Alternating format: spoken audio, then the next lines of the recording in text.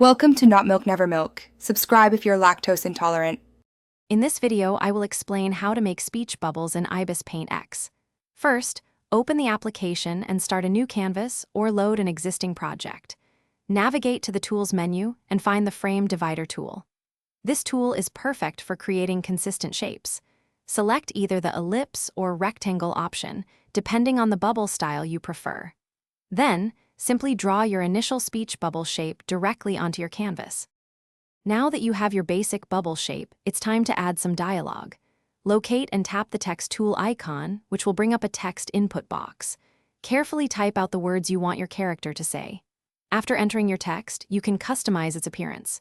Experiment with different font styles, adjust the size to ensure readability, and pick a color that stands out. Finally, drag and drop the text layer to perfectly fit inside your speech bubble.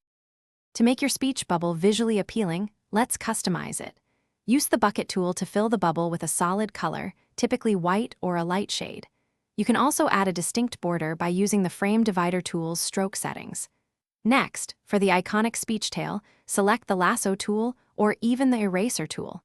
Carefully draw or erase a triangular shape extending from the bubble towards the character speaking. This small detail makes a big difference. With your speech bubble and text in place, it's time for final adjustments.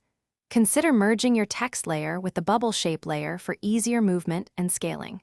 You can then precisely adjust the overall size and position of the entire speech bubble within your comic panel. If you need more bubbles, simply duplicate your finished one and modify the text. Always take a moment to review your work, ensuring all dialogue is clear and contributes effectively to your story. Thanks for watching. If this was helpful, leave a like and consider subscribing. See you next time.